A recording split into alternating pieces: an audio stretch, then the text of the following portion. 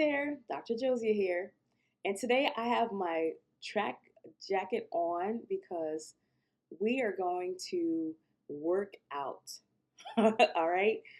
If you haven't met me before, I'm a board certified physician. I am a love and dating coach for women physicians, and my goal is to help you find love that lasts, to help you find a partner that will move with you towards marriage, and if it's not marriage for you, but a lifelong partnership that you both get to enjoy. All right. So today, like I said, I have my track jacket. Actually, shout out to my med school, DUCOM, way back in the day. Look it up if you don't know what DUCOM stands for. But anyway, I really want to get into why you need a love plan. What's a love plan? I'm glad you asked. A love plan is going to be what you need in order to get what you want. Because anything worth having is worth planning for, in addition to praying for. It doesn't happen by accident. Love doesn't happen by accident. Contrary to popular belief, he's not going to knock on your door and say, I'm your husband, here I am. All right? Number one, you got to get out the house, which we'll talk about in the future videos. But we have to have a plan, because how will you know that the person you've interacted with is worth continuing your dating with? How will you know if it's not the person you need to continue with? If you have a plan, if you have a strategy, then your eyes are open to that. So let's talk about it a little bit, okay? I have a few notes here. Where are my notes? Come on, notes. All right, so let's talk about it and about making this love plan. So, as I said, why do we have a love plan? We have career plans. Again, as women physicians, we planned years in advance before we became doctors. We planned the college we were going to go to. We planned the courses we were going to take, the extracurriculars, who we were going to get recommendation letters from. We planned the medical school we were going to get into. We planned even then, as we rotated, who we're going to get letters from for residency, the research we were going to do, the specialty we were going to get into. And then we planned the list of applications and, for the match to get into our residency training program to be in our specialty. And then we planned our career. We planned, okay, I'm going to work in a hospital, or I'm going to work in an office, or I'm going to do locum tenens and just be an independent contractor and either travel around the country or in my hometown. We make fitness plans. We plan our meals. We plan our workouts. We count our macros. We calculate how much protein we need every day, right? We make financial plans. We have our financial advisors. We meet with money coaches. We have masterminds and accountability partners. We have investments and savings and so on. We take so much time in those categories of life. So why not have one for love? Because love will permeate all those other categories. When you have the right kind of love, meaning you have a partner who complements you, when you are in a good, healthy partnership, that's going to affect your career. We've seen the people at work who are grumpy or who are just unhappy because of their home life. It's going to affect your fitness and your health. Is this someone who's going to encourage you to keep going in your health? Is it someone who's going to drive you to eat pints of ice cream? It's going to affect your finances, because when you put those two accounts together, whether you have one joint account or have several accounts, your monies are tied in with that person. Even if you file separately on your taxes, you're still connected to that person. Let's say kids come into the picture. So having a love plan is crucial. It is absolutely crucial. If you haven't thought about it before, now is the time to have one. All right? So what happens when you don't have one? We already talked about it. When you don't have one, it permeates everything. You just kind of show up as wishy-washy. You go on dates, you end up wasting your time, your energy, your emotions. You try to force relationships with guys who aren't ready to date exclusively yet. Hello, been there. You try to copycat others. You see other relationships, how others are dating, and you're trying to copy them because you don't have your own strategy, you don't have your own plan. You attract the wrong partners when you don't have a plan. As you probably heard in my intro video, I was attracting guys who just wanted to have fun. And yet I said I wanted something different, but I didn't have a plan. And if you continue in this path, you end up giving up on love. We end up saying things like there's pee in the dating pool, or the guys out here are not good, so on and so forth. And that's because we didn't have a plan, we didn't have a strategy. And so what happens is you're just all over the place. You're all over the place, your energy's all over the place, your time's all over the place. And that just leads to frustration in it. And next thing you know, year after year after year go by and you're still single. But you know that you don't have the gift of singleness. Hello. So something has to change if you want a different result. I mean, we say that to our patients all the time, right? We have the patient comes in with diabetes, but they're drinking a can of Arizona. I've seen it many times. They're like, Doc, I need my sugar to go down. Their A1C is 11. They're not taking their insulin. They're not even taking their metformin. But they're drinking a can of soda. They say they want change, but they're not making change. They don't have a plan. All right? So you have to have a plan when it comes to love. Let me know if this is landing for you in the comments. All right? So you might be saying, well, wouldn't planning for love sound like I'm trying to be manipulative or I'm trying to control? Actually, no.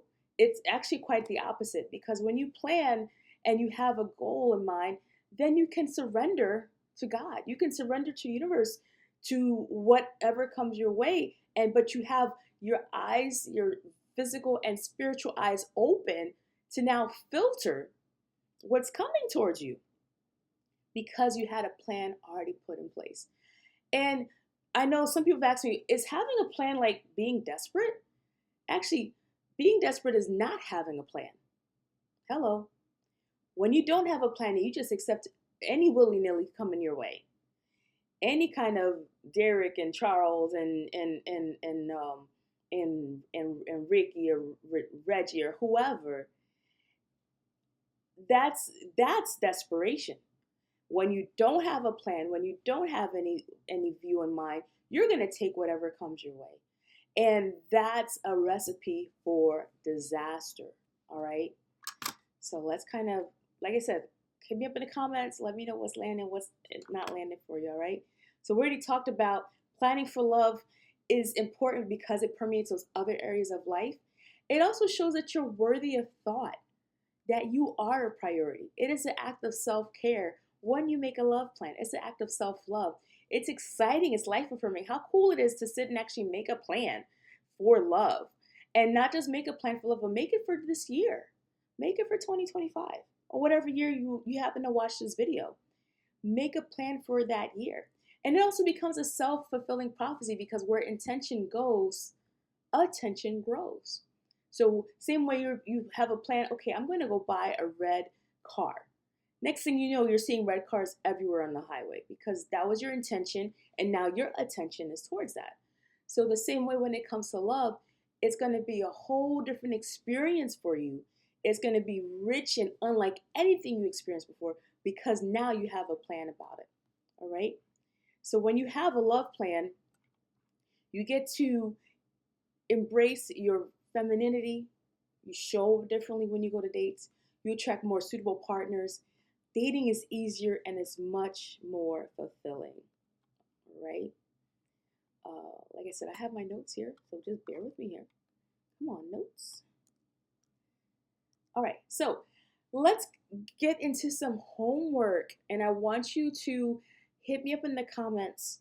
You don't have to give all your personal information, please don't. But I want to hear your experience when you do this homework.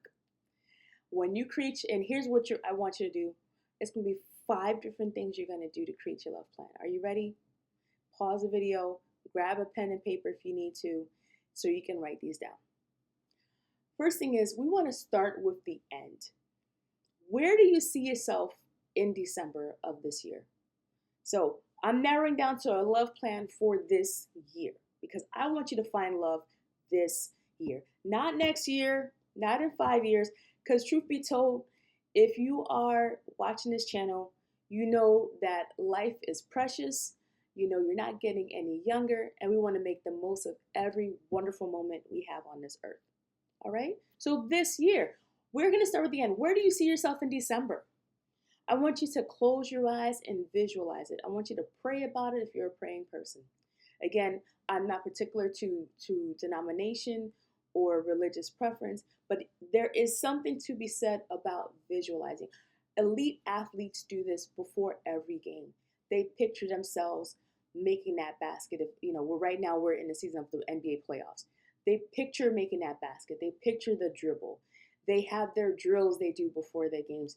Um, there's a great example of how Michael Phelps had a whole routine he did before he got into the pool for his competitions. They athletes zone in to what they want to do and they tune everything else out. So visualize, start with the end. Where do you see yourself in December? Who are you in December? What kind of a woman have you become? Are you still of a single mindset? Just kind of flirting around here and there, not really committed? Are you still attracting guys who just want fun, who don't take you seriously, who are asking you for medical advice and then going about their way? I I want you to, when you visualize, think about who is your future husband. And I want you to go beyond the physical attributes. They're a nice start, but let's be serious. We know that there's more than just the surface when it comes to people. What kind of a person is he? Is he financially savvy? Does he have a growth mindset? Does he have a faith persuasion? Is he someone who likes to be around kids? Is it someone who likes to be around elderly people? Is it somebody who is philanthropic, who likes to give back, who has a goal for him? Like, think about, is he funny? Is he a homebody? Is he someone who goes out? Start visualizing and planning and thinking about that. Part of your plan now, let's get into some more technical things. What dating apps will you use this year? Are you going to use paid ones? Are you going to use free ones?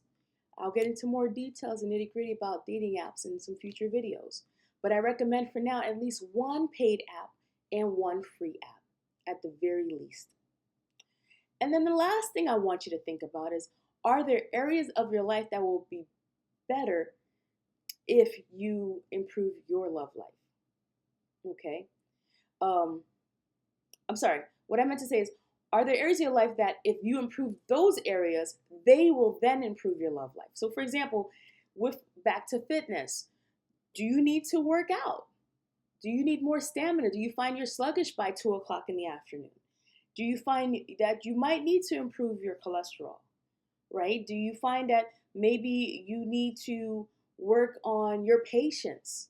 What are the areas of your life that if those areas are improved, they will in turn improve your love life? I want you to think about all those things and write them down. Find some quiet time, make quiet time, at least 20 minutes. Like I said, pray, put on some calming music. I personally love Jill Scott. And sit and write out your plan. And I want you to tell me in the comments what came up for you when you made your plan. Now, this exercise I just put you through, I did it with a room full of women a little over a year ago. And actually in the room I had a woman who was married 30 plus, I think it was 30 plus years, definitely more than 20. And even she did the plan. So this is not just for those who are single. This also applies if you are in a relationship. It's important to have a plan for your relationship to keep it thriving, to keep it growing. And so what I'm sharing with you, if you're in your single season right now, is that this is something you want to continue to practice in your married season, because this is just going to continue to help nurture and grow and flourish the love that you built when you went from singlehood into your married life. But that nurturing can't happen unless we plant those seeds. And those seeds can't be put down unless we make a plan to put them in. Okay?